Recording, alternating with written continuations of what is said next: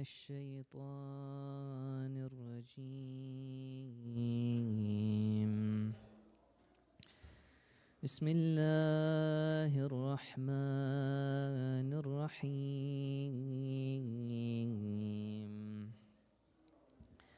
الحمد لله رب العالمين والصلاة والسلام على سيدنا ونبينا وحبيب إلهنا وطبيب نفوسنا أبي القاسم المصطفى محمد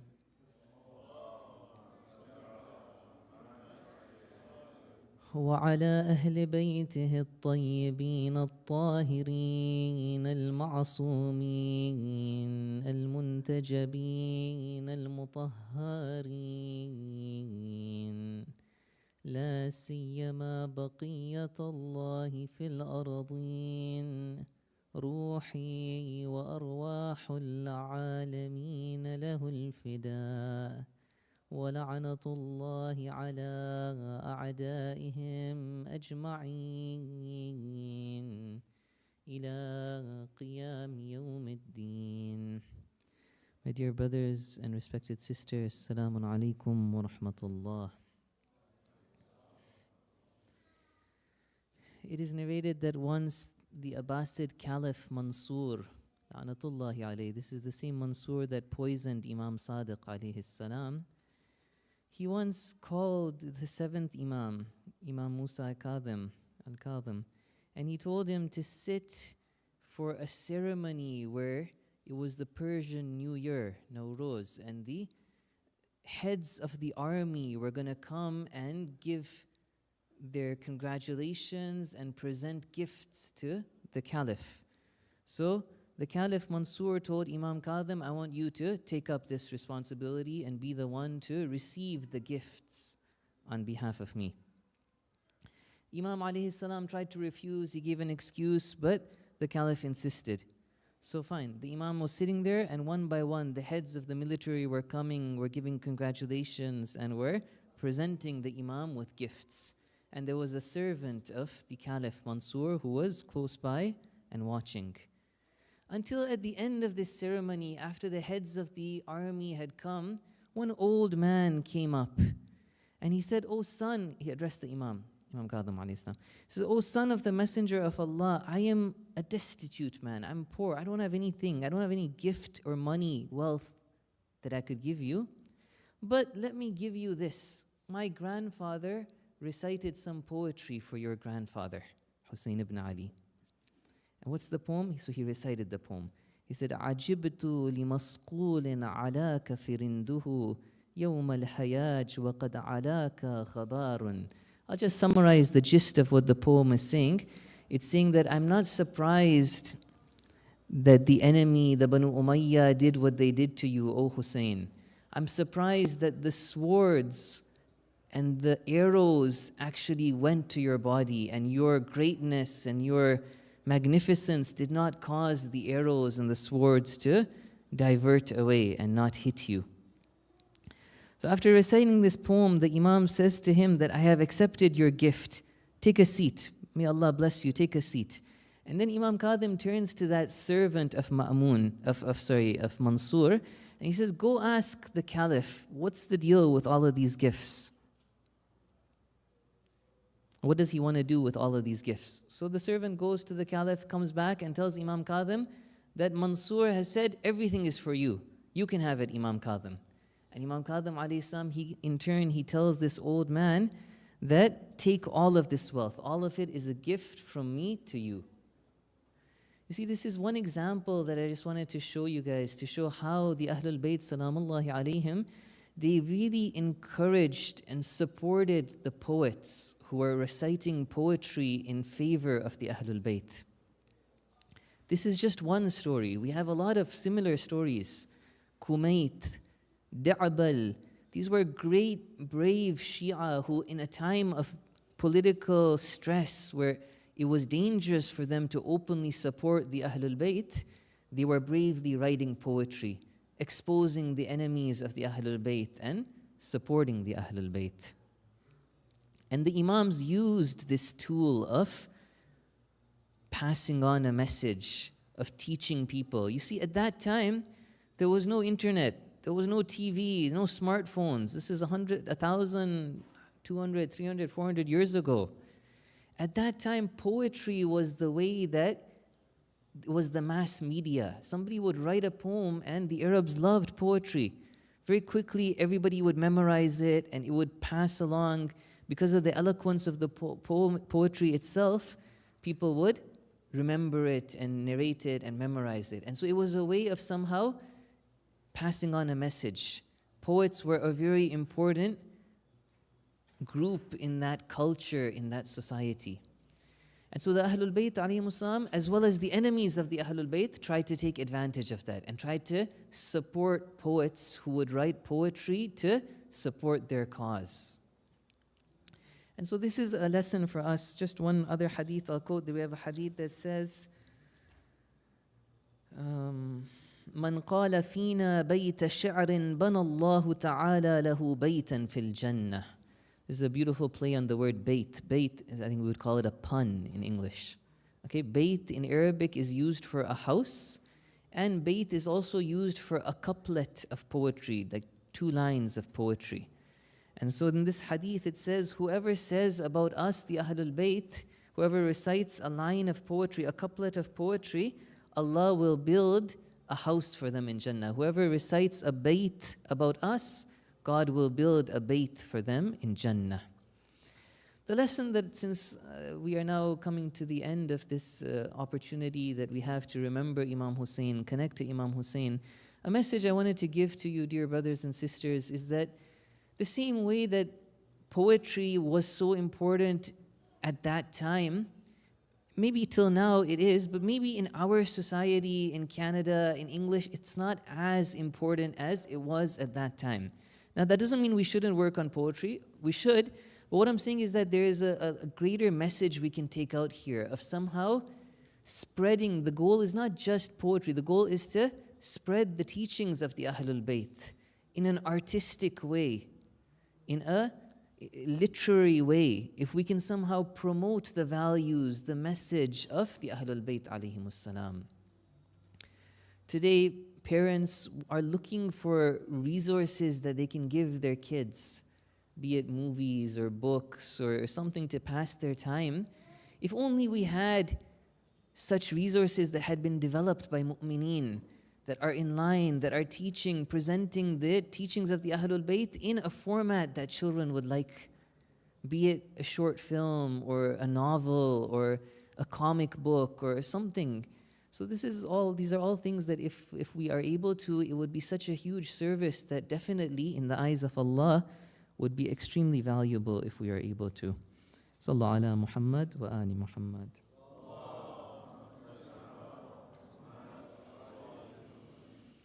I wanted to talk a little bit today about another point. So far we've been talking about different kind of teachings of Imam Hussein alayhi salam, different teachings of Islam that we can work on in our lives to join that symbolic caravan of the Imam. We talked about shukr, giving thanks. We talked about tafakkur, being somebody who thinks about what we're doing in life, where we're going. We talked about tafweed, this idea of doing what we got to do and then entrusting everything to God. We talked about ibadah, the importance of establishing that clear relationship with God, setting aside time in our lives to worship, to talk to Him, to recite all of these beautiful ad'iyah, du'as that we have from the Ahlul Bayt alayhimus salam.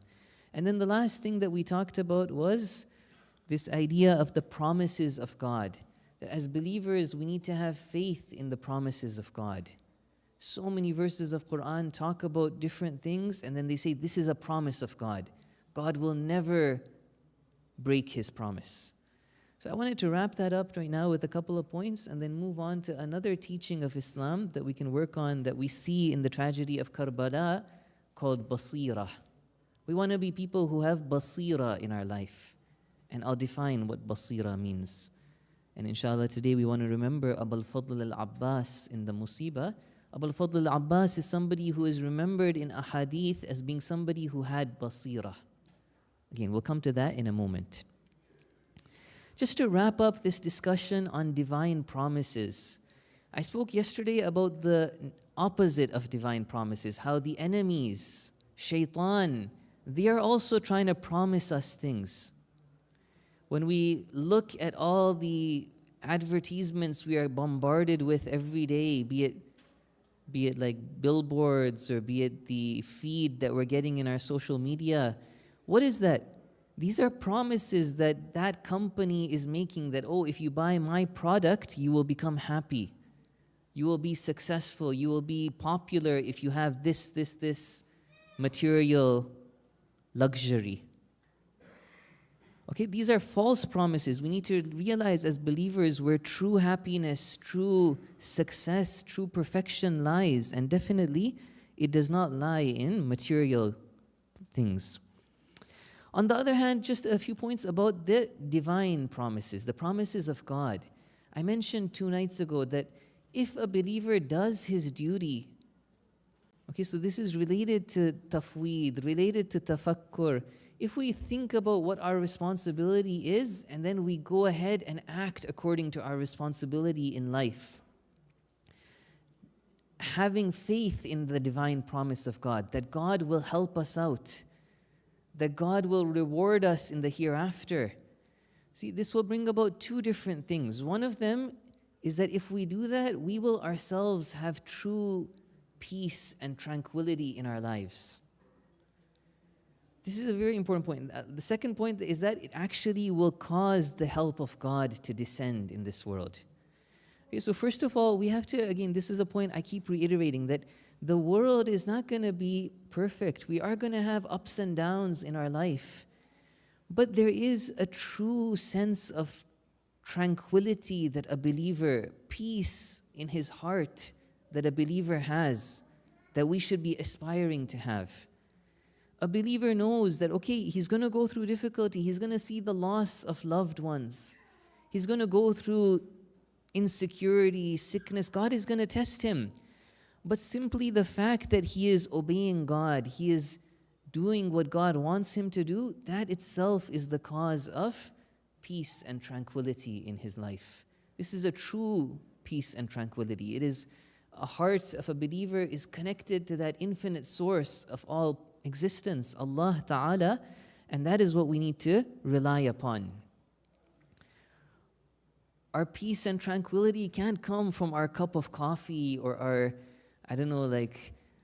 comfort, material comfort. These are things that are temporary. They could be taken away from us. If we are getting some limited happiness from them today, maybe we'll get tired of it tomorrow, and we will constantly seek something else. The true thing that our heart craves, that we will achieve tranquility with, is that connection with Allah Ta'ala. And that feeling that, okay, despite all the difficulties in my life, I know that I did what I was supposed to do. Or I'm seeking repentance, I'm trying to, improve that relationship with God. That is the true source of happiness and peace in this world. Let me just give you one example from the life of Amirul Mu'mineen, salawatullahi alayhi. Please recite a salawat.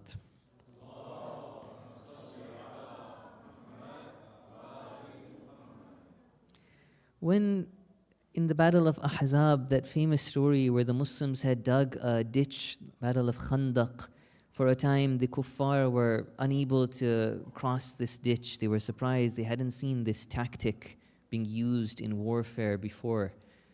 And then Amr bin Abd Wud, this very brave, famous fighter from the kuffar, he crosses over the ditch and then he starts calling out, reciting poetry that, who is there from you Muslims who's going to come and fight?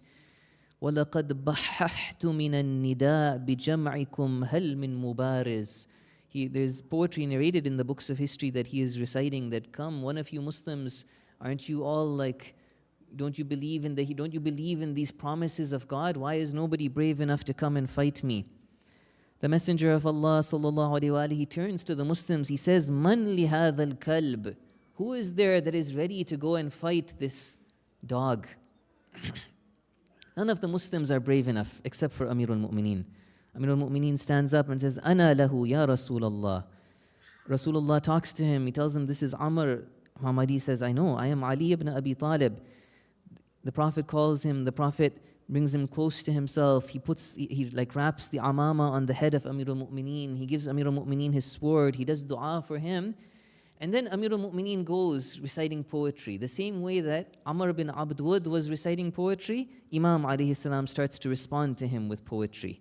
See, this is somehow connected to what I started with, that the Arabs used to give a lot of importance to poetry, and Arabs loved eloquent Arabic. Just between parentheses, this is kind of why the book Nahjul Balagha is by far the most popular book of hadith that we have. Other things can be said about the nur and the kind of jami' nature, the comprehensive nature of Nahjul Balagha. But one of the main factors why Nahjul Balagha has been so popular in the Shia community is that it was a book that was valued for its eloquence. The compiler, Sharif al-Radi, he was himself an expert in Arabic language, and he was so impressed in these words of Imam Ali alayhi salam that he compiled it with that goal, that it's a book of beautiful Arabic. Anyways, so Imam Ali alayhi salam, he recites his poetry, he starts talking to Amr. Amr asks him, Man anta? He says, who are you? Imam Ali alayhi salam introduces himself.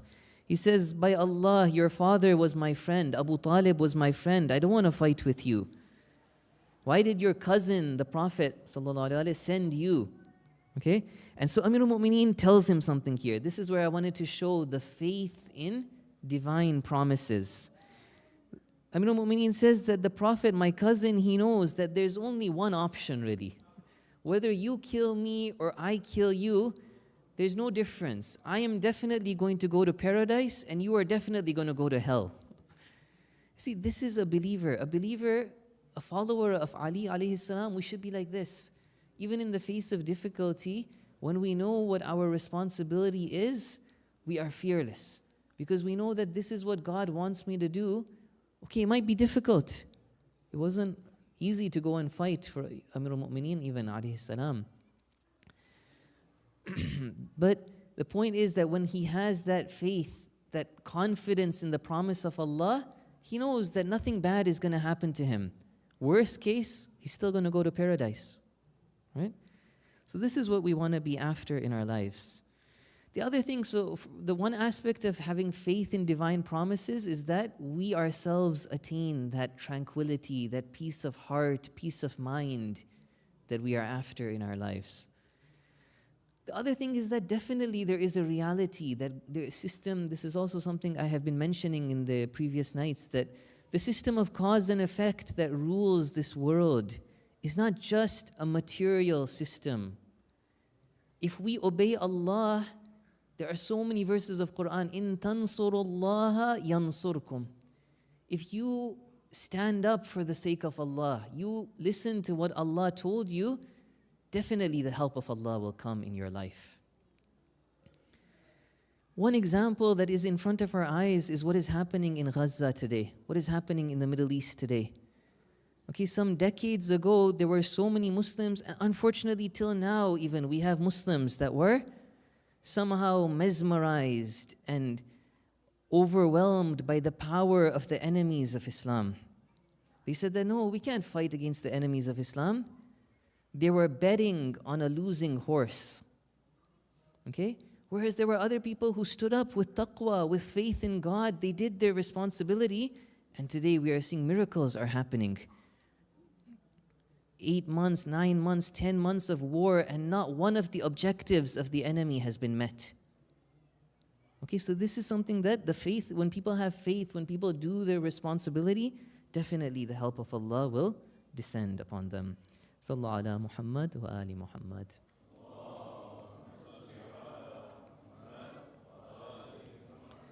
With that, I now want to move on to the 6th of the kind of pieces of Islamic advice from the school of Imam al-Hussein alayhi salam, and that is one of basirah. That as believers, What I was just saying is that we got to figure out what our responsibility is, and then bravely, with faith in God, act on that responsibility. Now the tricky part is sometimes to figure out our responsibility is very difficult. It requires something special that in Islamic terminology, in the terminology of the Quran and the Hadith, we would call this basira. In one of the verses of Quran, it says, قُلْ هَذِهِ سَبِيلِي أَدْعُو إِلَى اللَّهِ. The Prophet ﷺ is being told by Allah that say this, O Muhammad, say to the people that this path of taqwa, this path of bandagi, of ubudiyya, of servitude to God, this is my path. هَذِهِ سَبِيلِي أَدْعُو إِلَى اللَّهِ. I am calling mankind. The Prophet of Allah is calling everybody to tawheed, to ubudiyya, to taqwa, to true perfection. أَدْعُو إِلَى اللَّهِ عَلَى بَصِيرَةٍ أَنَا وَمَنِ اتَّبَعَنِي. The verse goes on to say that the Prophet is somebody who is calling to the path of Allah with basira.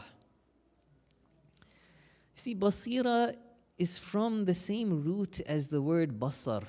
Basar would be the sight, the faculty of sight that we have, the ability to see something. Basira is related to that. It's like this deep insight that a person has, a kind of knowledge, a kind of understanding of reality that they have, that when other people are confused, when people do not see where the haqq lies, people don't know what their responsibility is, the person with basira can recognize that. So inshallah, we want to talk a little bit about basira today, and then tomorrow maybe we'll also add some points of how we can work on developing basira in our life. One thing about basira that we see in the lives of the Ahlul Bayt alayhimus salam is that it's not something that everybody has. Okay, that's why it's so valuable. We have a hadith of Amir al-Mu'mineen, I'll just summarize that the person who wants to hold the flag of Islam, the person who wants to take up that responsibility of playing an important role for the Muslim ummah, they have to have basira and sabr. So basira is something that not everybody has, this understanding in times of confusion, at times of fitna. People get confused that where is the haqq? Like we were talking about Sayyida Zainab, salamullahi alayha, a few days ago, we were saying that at a time when many people in the Muslim world did not have basira. They didn't know that they had to join up with Hussein ibn Ali.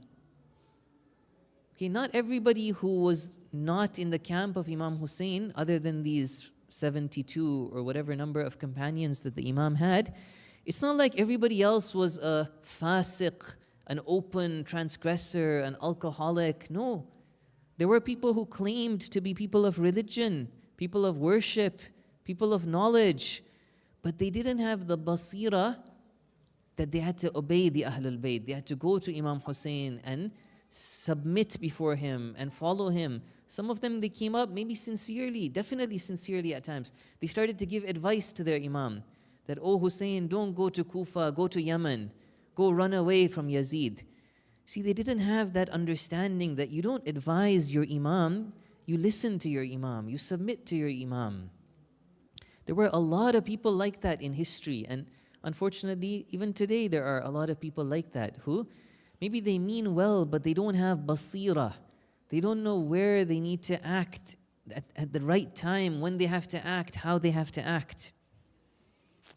One more example of somebody in history who didn't have basira is a famous individual that is revered by most of the Muslims called Hassan al-Basri.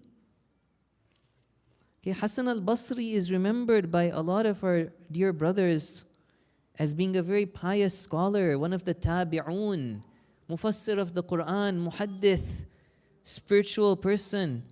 But the Ahlul Bayt alayhim salam do not have good statements about him, because they recognize that he was somebody who didn't have basira. He didn't go and follow the Ahlul Bayt. He tried to open up his own school of thought as opposed to the Ahlul Bayt. Announce himself that I am somebody, I am my own scholar, don't go to the Ahlul Bayt, come to me. In one of the ahadith, Amir al-Mu'mineen alayhi salam, at the life of Amir al-Mu'mineen, Hassan al-Basri was still a very young child, maybe in his 20s or something, or even a teenager. And he lived for a long time after that. Once after the battle of Jamal, Amir al-Mu'mineen alayhi salam comes to Hassan al-Basri and he sees he's making wudu. And he tells him, Ya Hassan, asbigh al-wudu. Oh Hassan, make your wudu correctly. There's a point here that somebody who doesn't go to the door of the Ahlul Bayt, everything that they do will be wrong. He wasn't making his wudu correctly because he hadn't learned how to do wudu from Ali alayhi salam. Then Hassan somehow maybe sarcastically or rudely responds. He says, Oh Ali, yesterday you went and fought so many people. You killed so many Muslims who were people who used to make wudu properly. Referring to the battle of Jamal, Talha, Zubair, those Muslims who fought against Amir al-Mu'mineen. So then Imam Ali asks him, okay, if that's the case, if that's what you believe, why didn't you fight against us? Why didn't you help our enemies? And then he says, I was going out to help them. I was sure that to not help your enemies is kufr. I have to help your enemies. As I was going out to help, I heard a cry. I heard a voice that called out and said, Oh Hassan, where are you going? Where are you going? Turn back. For both the person who kills, both the killer and the killed are in the fire of hell. And then Imam Ali tells him, yes, that voice that you heard, oh Hassan, that was your brother Shaitan. He was telling you, and what he was telling you was right, that both the people who killed and the killers, people who killed and were killed from our enemies were in the fire of hell. Anyways, this is an interesting story, but my point is what? My point is that a lot of people were like Hassan al-Basri, and till now they are like Hassan al-Basri, where at times of difficulty, when the going gets tough, a lot of people love Allah, they love Islam, but when it comes to practically who do they have to follow, how do they have to act in their lives, they don't have basira, they don't have that correct, deep insight, that correct understanding of what they gotta do. Sallallahu ala Muhammad wa ali Muhammad.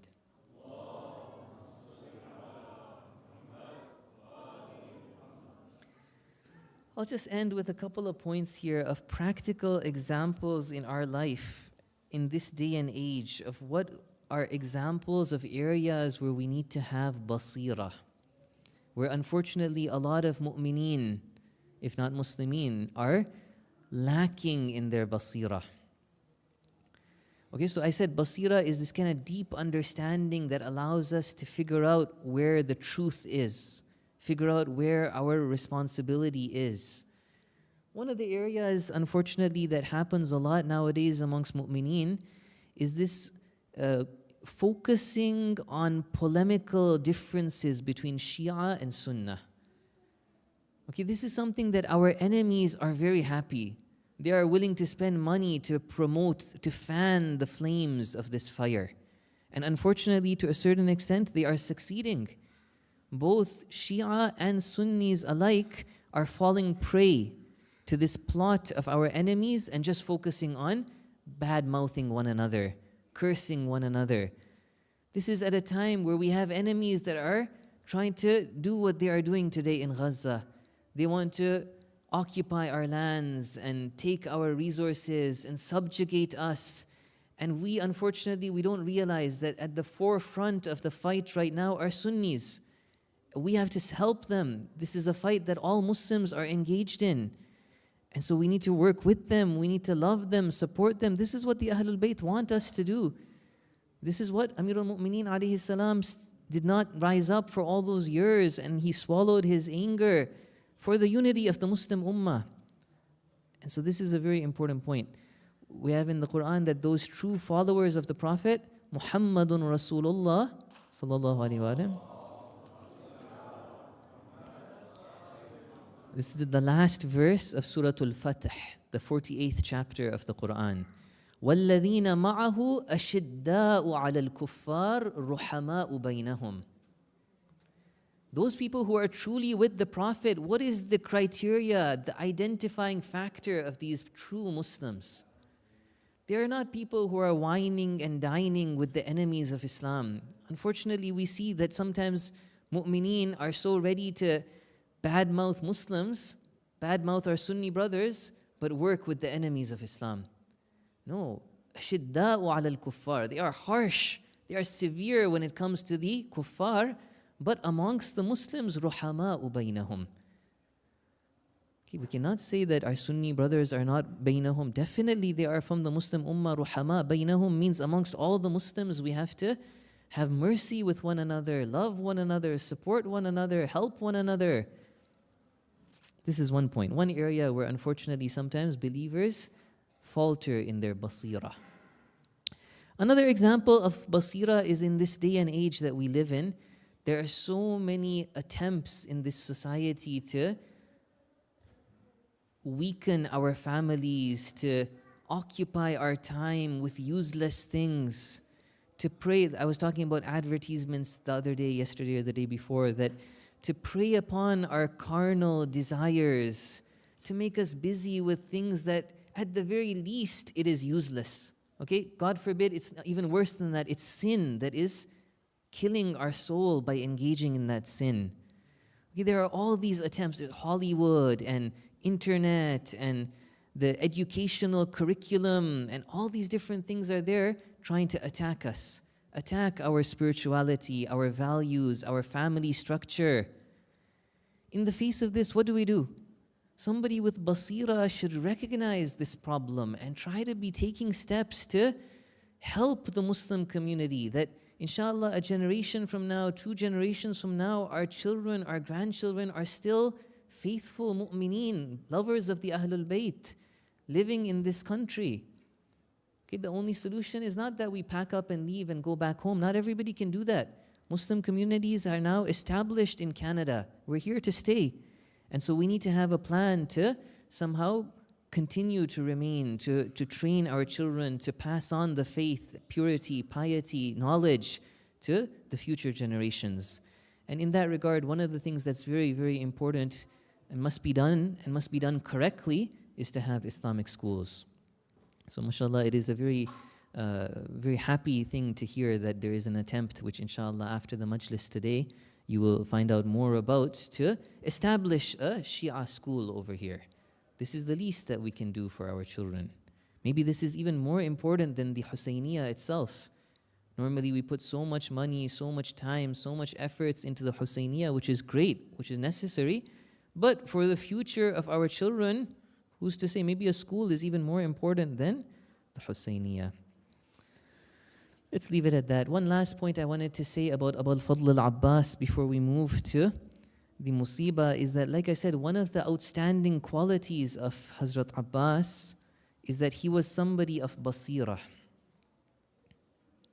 We have this in ahadith about him. Rahimallahu ammi al-Abbas, in one of the ahadith we have. This is not the one, but anyways, there's other ahadith. Yeah, okay, there's one hadith from Imam Sadiq alayhi salam where he says, كان عمنا العباس نافذ البصيرة صلب الإيمان.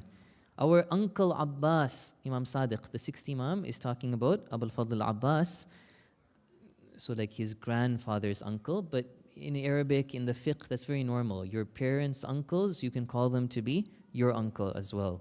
He says, our uncle Abbas was somebody nafidhul basira. He had this basira that at times of fitna, at times of confusion, he had that deep insight that was nafidh. It would pierce through those veils, those difficulties, and recognize what the correct responsibility was. Where do we see the basira of Abu al-Fadl al-Abbas? 2 places that we see his basira. One is that on the day of Ashura, a message came from Shimr la'natullahi alayh. Shimr was related to the mother of Abu al-Fadl al-Abbas, al-Baneen. So a cry came out, Aina bani ukhti. Shimr is calling out to the camp of Imam Hussein that where are the sons of my sister? They didn't say anything. Then Imam Hussein turns to his brothers, Abu al-Fadl al-Abbas and the other 3. There were 3 other brothers, Abdullah, Ja'far and Uthman. These 4 brothers were all the sons of Amirul Mu'mineen from al-Baneen, this great lady, this lover of the Ahlul Bayt. So they don't respond, and then Imam Hussein turns to them and says, Ajibuhu, respond to him. Even if he is a fasiq, he's from your extended family, respond to him. So they ask him, what do you want? And he tells them, come, you are safe.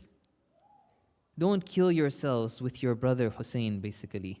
What do? Do they falter? Do they for a moment? No, they are people of Basira. They have been trained by their mother who has nothing but love and loyalty for the Ahlul Bayt.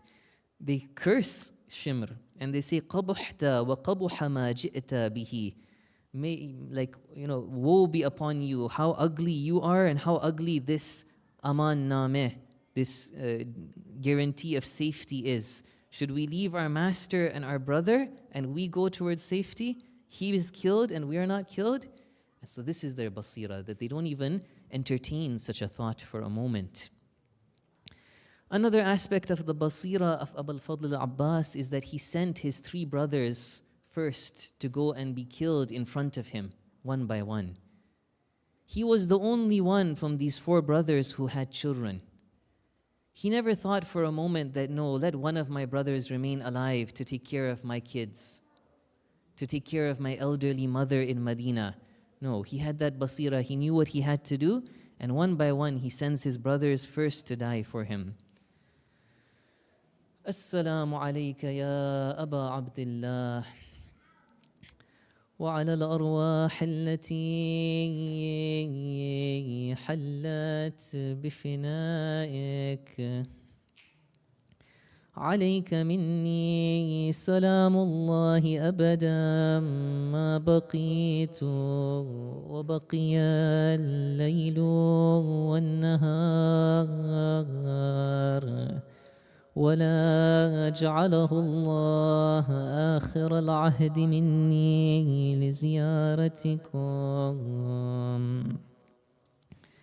السلام على الحسين وعلى علي بن الحسين وعلى أولاد الحسين وعلى أصحاب. If they call me disgraceful, I'll say Hussein. If they tell me you are sinful, I'll say Hussein. In all my worries, my fear and my pain, my heart becomes hopeful when I say Hussein. Today we want to remember Abu al-Fadl al-Abbas. Who was Abbas? We cannot understand the level of Abbas. We should not be surprised when we see that there is such a beautiful haram for Abu al-Fadl al-Abbas, Bayn al-Haramain. This is the place between these 2 harams. We should not be surprised when we see that it is very rare, maybe for one of the children of the Ahlul Bayt, that we have a special ziyarah from the Imams that has told us how to do ziyarah of them. But we have one for Abu al-Fadl al-Abbas. One of the Iraqi scholars who was a very, very famous poet, a very good poet, he lived about 200 years ago. His name was Muhammad Rida al-Uzuri. Once he started to write a poem. He thought, let me write a poem about Abu al-Fadl al-Abbas. And he started to write, يَوْمٌ أَبُو الْفَضْلِ اسْتَجَارَ بِهِ الْهُدَى. That on that day of Ashura, Imam Hussein took refuge in Abu al-Fadl al-Abbas. He wrote that poem and then he stopped. And he thought to himself, no, how can I say that? That is not respectful to Imam Hussein. Imam Hussein alayhi salam would not be happy with me saying something like that. And he went to sleep. And in his dream, Imam Hussein alayhi salam came to him and told him, Uzuri, why did you stop writing that poem? لَنِعْمَ مَا قُلْتَ لَقَدْ أَحْسَنْتَ. Imam Hussein praised what he had said. He said, it's true, on the day of Ashura, even I went and sought refuge in Abbas. Imam Hussein told him, continue to write the poem and add this line to the first bayt.